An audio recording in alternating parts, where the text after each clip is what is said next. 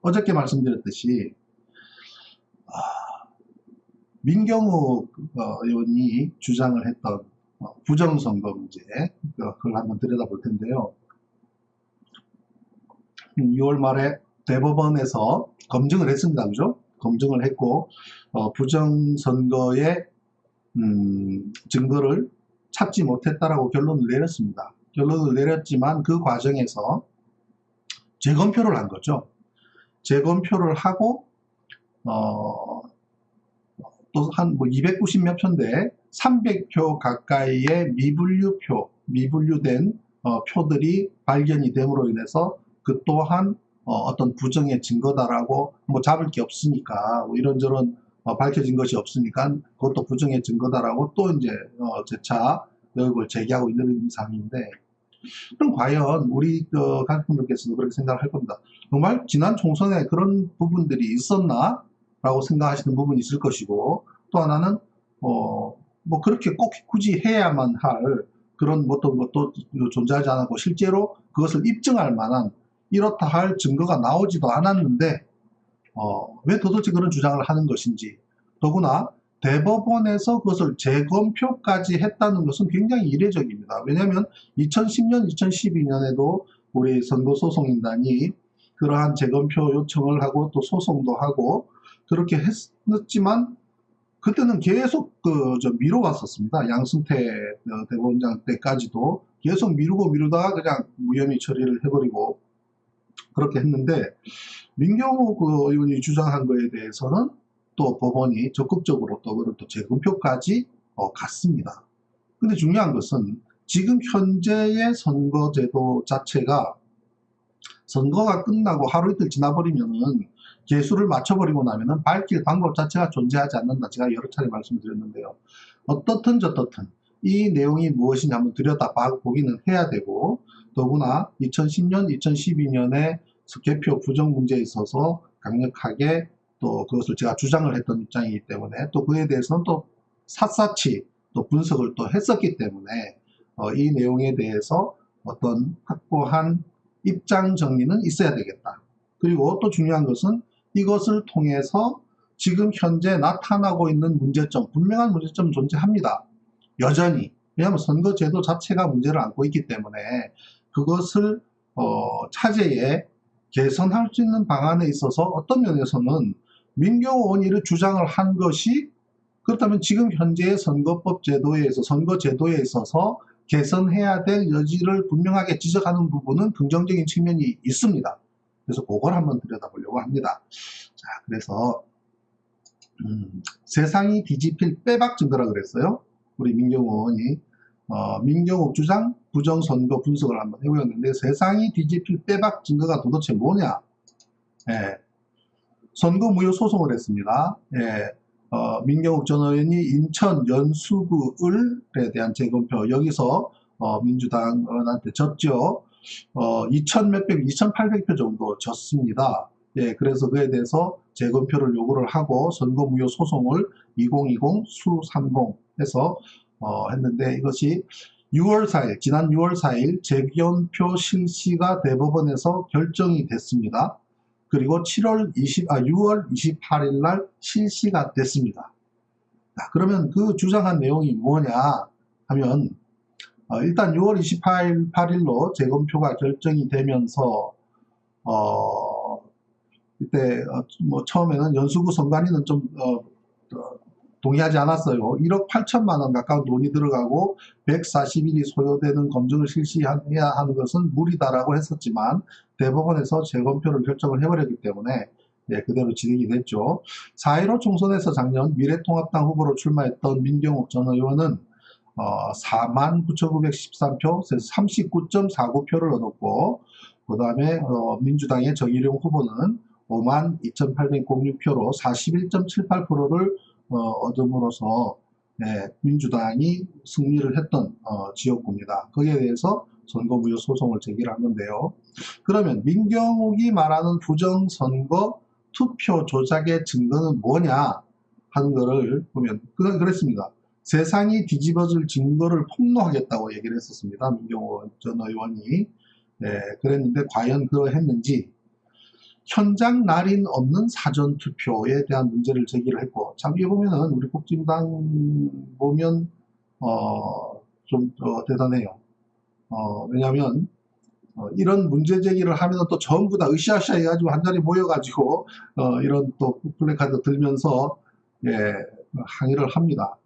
우리 그 2010년, 2012년에 그렇게 많은 우리 민주개혁 진영의 분석가들이 분석해서 부정 내용을 했지만 민주당에서는 그러한 액션을 하지 않았거든요. 그런 거 보면 참 이 사람들 다다받아는 참 잘 됩니다. 근데 문제는 과연 현장 날이 넘는 사전투표가 존재했느냐라는 부분인데 예를 들면 부정한 표가 존재한다고 해서 그것이 악의적인 용도로 또 누가 어떠한 이유로 그것을 부정한 표가 투표함에 들어가게 했는지 여부에 대해서는 원인이 밝혀져야 하거든요.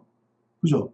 뭐 기승전결이 맞아야 되는 거 아니에요. 그래야지 범죄 요건으로서 성립이 되는데 그것이 없는 상태에서 의혹만 제기한다 그러면 그것은 말이 안 되는 부분이고요.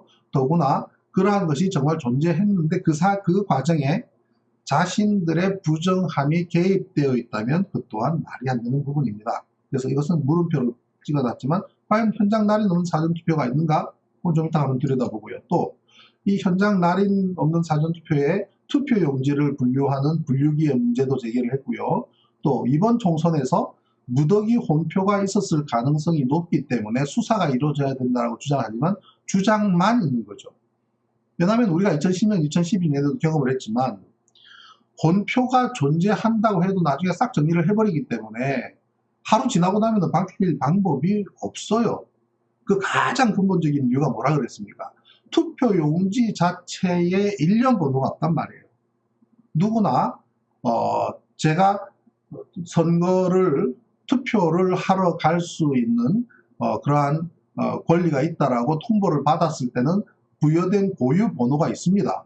그래서 그 고유 번호가 이렇게 그 투표용지에 한 비탱이에 이렇게 인쇄가 돼 있어요. 그걸 찢습니다. 찢고 나면은 투표하는 투표함에 들어가는 용지에도 동일한 번호가 있어 줘야 되는데 그게 없단 말이에요. 그 없애버린 근거에는 비밀 투표가 보장되지 않는다라고 하는 논리를 갖다 대지만 그 비밀 투표가 보장되는 것을 확인할 수 있는 방법은 만에 하나 내 표가 그대로 있는지 확인하고 싶어 라고 주장을 하고 또 소송을 제기했을 때 확인할 수 있는 마지노선이기 때문에 그거는 사법적인 판단 이후에 밝혀질 수 있는 내용이니까 우리가 과연 공익적인 측면에서 일련 번호를 부여해서 그러한 부정선거를 원천 차단할 수 있는 방법을 확보하는 것이 우리가 공익적인 측면에서 유리하냐 아니면 비밀보장이라고 하는 그 대의가 더 높다고 해서 일련 번호를 없애버리는 것이 더 공익적에서 부합하냐의 문제가 되는 거죠. 근데 계속 이러한 문제가 양산되다 보니까 이 문제도 우리가 반드시 들여다봐야 되는 문제다. 근데 이 투표 분류기 자체에 대한 문제라든지 무더기 표를 지적해주는 그 사항은 저는 긍정적으로 봅니다. 그걸 지적을 해야 됩니다. 누가 해도 지적을 해야 됩니다. 다만 누가 어떻게 무슨 목적으로 했는지 밝힐 방법이 전혀 존재하지 않는다는 게 문제인 거죠. 그렇기 때문에 민경욱 전 의원도 이러한 문제 제기에 그칠 것이 아니라 이 결론 안 나오는데 본인도 압니다. 본인도 결론이 안 나올 거라는 거 알면서 그런 문제 제기만 하는 겁니다. 네. 그리고 기표하지 않은 무효표가 존재한다? 기표하지 않은 무효표가 안에 들어있다고 한다는 기표 자체도 안 넣으면 텅 빈 종이가 들어있다는 거 아니겠습니까? 누가 그러면 무슨 용도로 그래서 집어넣는지 아무것도 기표 안 합니다. 거기에 민경욱 의원은 뭐라 그러냐면 기표하지 않은 무효표가 많이 섞여 있다. 사전투표는 2시간씩 줄을 서서 했다. 줄 서서 가서 한 사람들이 아무것도 안 찍고 나왔을까는 합리적인 의심이 생긴다. 그 말 자체는 굉장히 합리적인 의심이 생긴다는 말이 맞는 것처럼 보이죠. 그러면 누가 그걸 갖다 기표도 하지 않고 무효표가 뭐 많이 있다고 하겠습니다. 그거는 누구든 불순한 목적을 가진 누군가가 아니면 그러한 기표되지 않은 무효표를 많이 확보할 수 있는 사람은 참관인일 수밖에 없거든요.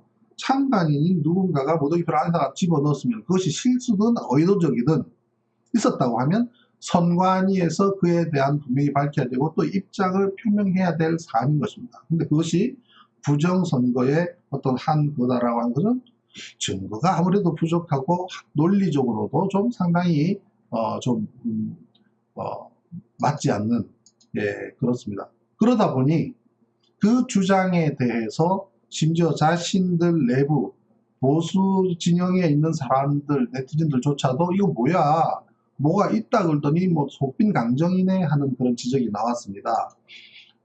민경욱 전 의원은 페북에다가 이렇게 썼죠. 조작 선거 빼박 증거포. 저를 아끼는 분들께서 물으셨습니다.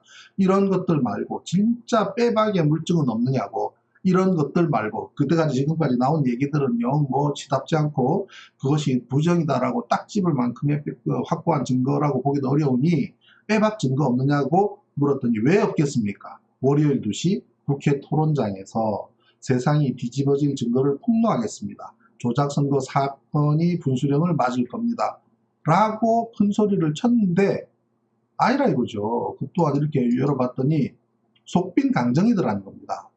세상이 뒤집어질 증거 폭로하겠다고 공언했는데 막상 국회에서 열린 보수단체 결기대회에서 그동안 제기했던 의혹을 반복하는 데 그쳐서 누리꾼들이 문매를 했다라는 내용입니다. 그리고 미니언과 일부 보수 유튜버 공병호TV나 시칠리아TV 등 제기한 의혹들은 기존에 제기돼서 이제 선관위가 이제 해명 보도를 냈거나 일부 의혹은 있지만 구체적인 증거가 없는 것들로 미니언이 공언한 결정적 증거와는 거리가 멀었다라고 이제 평가되고 있습니다. 그래서 누리꾼들은 결정적 증거라고 해서 봤는데 이게 뭐냐, 보수의 수준이 이 정도냐, 이미 선관위 홈페이지에 해명글이 있는데 또 들고 나왔네 등등 결정적 증거가 있으면 검찰로 가지 왜 여기서 이러고 있냐 등의 비판 의견들이 나왔고요. 거기에 대해서 민경욱 전 의원은 재검표를 통해 모든 진실을 밝히기는 어렵다라고 본인도 이야기를 합니다. 사실 어렵습니다. 왜냐하면 밝힐 수 있는 최소한의 조치, 최소한의 요건 자체가 존재하지 않기 때문에 밝힐 수가 없습니다. 우리 투표해 보셨잖아요.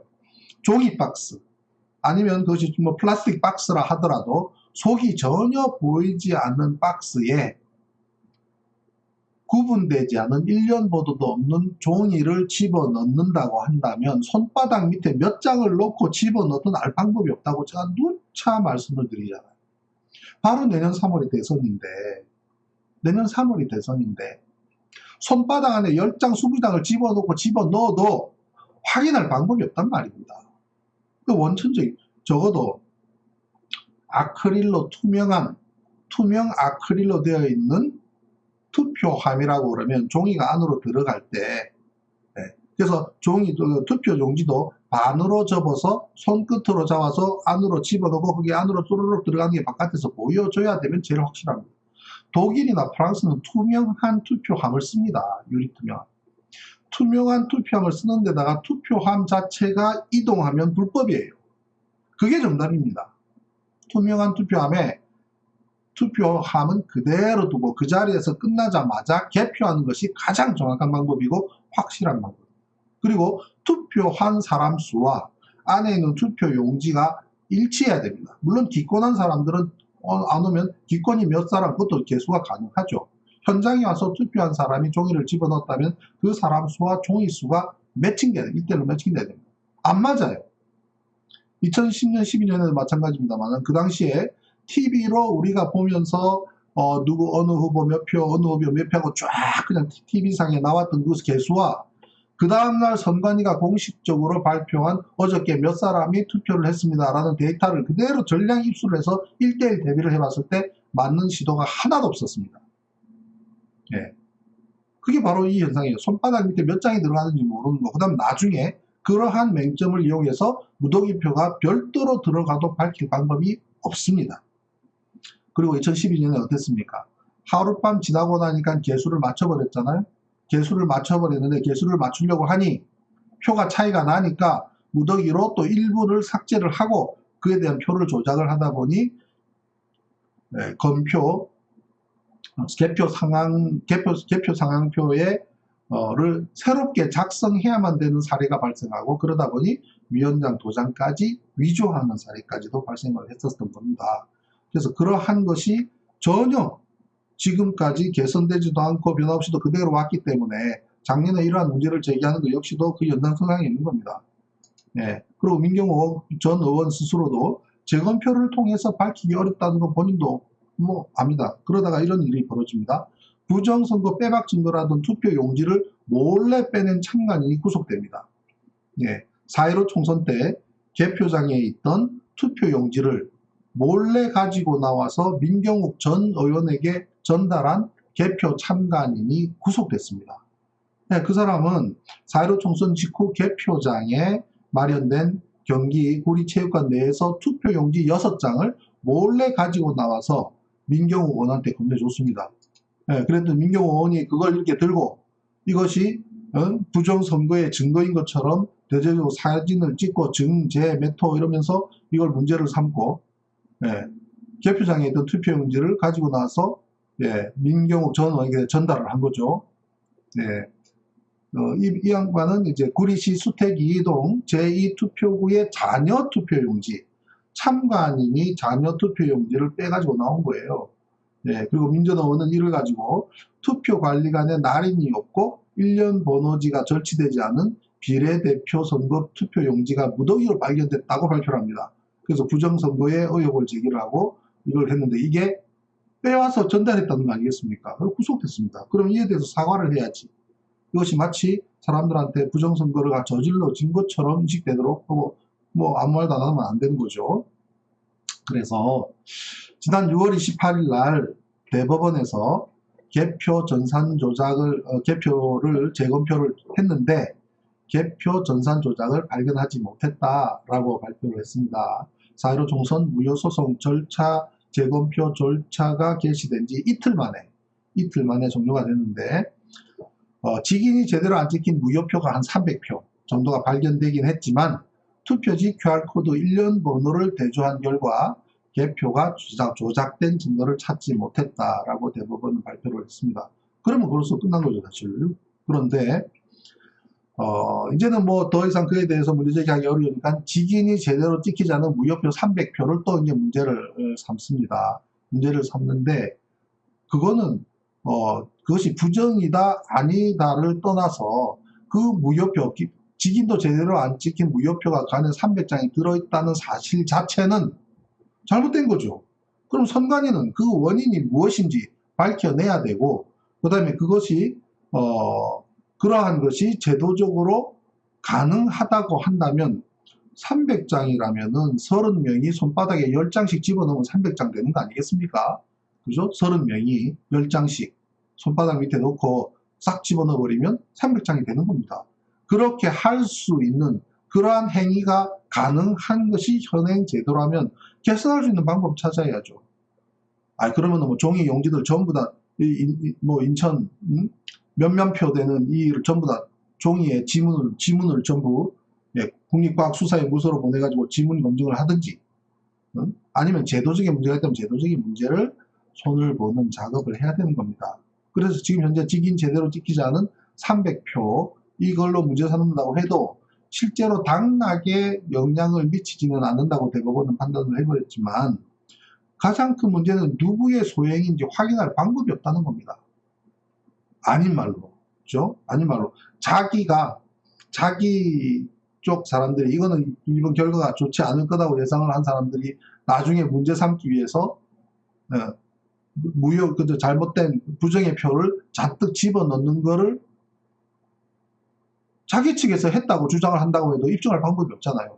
반대로 니들이 승리하기 위해서 넣었다라고 주장해도 입증할 방법이 없듯이 자기 자신들이 어떤 마타도나 아니면 나중에 차후에 문제 제기하기 위해서 그러한 행위를 했다고 한들 어차피 밝힐 방법이 존재하지 않는 거예요. 그러면 현재 이 문제 제도에 있어서의 문제를 우리가 들여다봐야 되는데 중요한 것은 민경욱 의원이 이 문제 제기를 한 것에 대해서 우리가 주목해야 될 부분은 자, 현행 제도에 있어서 우리가 문제를 개선해야 될 것이 있는지 여부입니다.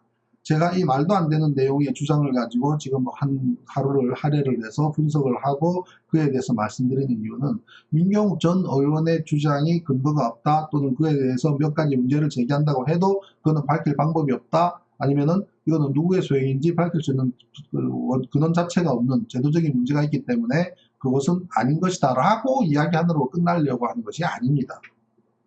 어차피 민경욱 전 의원이 이 문제에 관심을 갖고 문제제기를 했으니 거슬러 올라가서 2010년, 2012년 때부터 한번 들여다봐라. 들여다보는 것부터 시작했다고 생각합니다. 어쨌든 저 사람은 현역 정치인으로 뭐 지금 이제 원내에 있는 의원은 아니지만 또 정치할 사람이고 또 정치를 했던 사람이고 또 그 당 내에서 이 문제를 굉장히 제기를 하면서 문제를 삼았던 당사자이기 때문에 그럼 전체를 한번 들여다보라는 얘기입니다.